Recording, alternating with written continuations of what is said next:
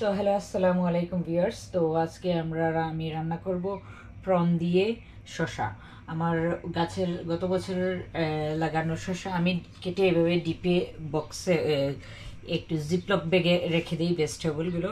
তো আজকে এটা দিয়ে আমি রান্না করব শসা উইথ প্রন দিয়ে কারি, শসা কারি যেটা।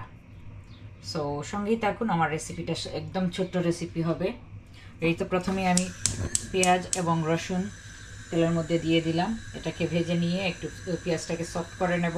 করে নিয়ে অন্যান্য মশলাগুলো দিয়ে আমি কিউকাম্বারটাকে, শসাটাকে কষিয়ে, প্রনটাকে কষিয়ে কিউকাম্বারটা দিয়ে দেব। এই তো এই পর্যায়ে আমি একটু টমেটো অ্যাড করলাম। পেঁয়াজটা গলে যাবে এর ভেতর, সঙ্গে টমেটোটাও গলে যাবে। আমি সবসময় কারি কুক করলে একটা টমেটো আমি ইউজ করতে চাই, দেই সব কারিতেই, কারণ টেস্টটা ডিফারেন্ট হয়।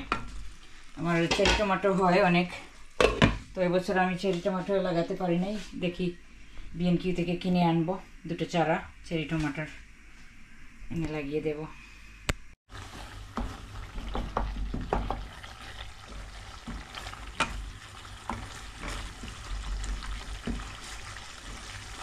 এই তো আমার মশলাটা রেডি হয়ে গেছে। এখন এটাকে আমি প্রনগুলো বেছে নিয়ে এর মধ্যে প্রনটা দেব। প্রনটাকে কুক করে নিয়ে, হাফ কুক করে নিয়ে আমি ইয়েটা দিয়ে দেব, কিউকাম্বারটা, শসাটা দিয়ে দেবো এর মধ্যে।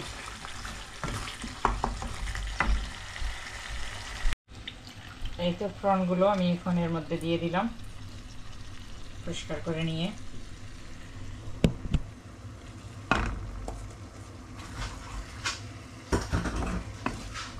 একটু এভাবে কষিয়ে নেব।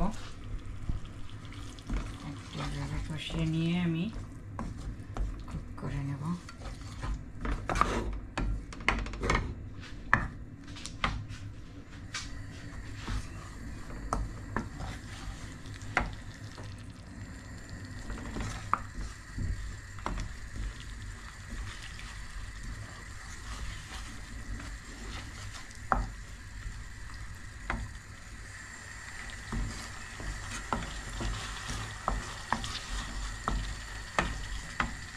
কষানোর পরে আমি এটাকে এর মধ্যে ইয়েটা দিয়ে দেবো,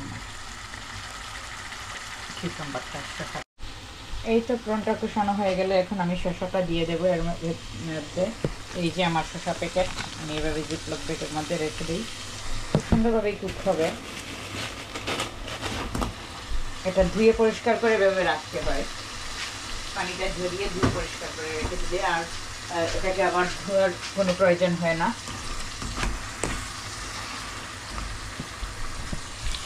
এই যে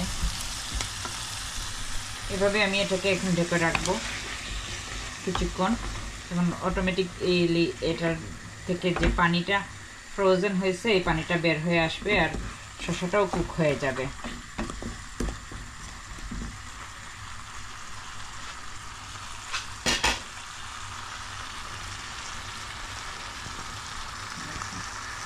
এখন আমি এটাকে এখন ঢেকে দেবো। এই যে শসা থেকে পানি বেরিয়ে আসছে, শসাটা এখন আস্তে আস্তে কষিয়ে কষিয়ে সিদ্ধ হয়ে যাবে পানি বের হয়ে গেলে। তো এটা হচ্ছে পরে পানিটা শুকিয়ে যাক, তারপরে দেখবো যদি সিদ্ধ না হয় অল্প গরম পানি দিয়ে এটাকে আমি নামিয়ে নেব।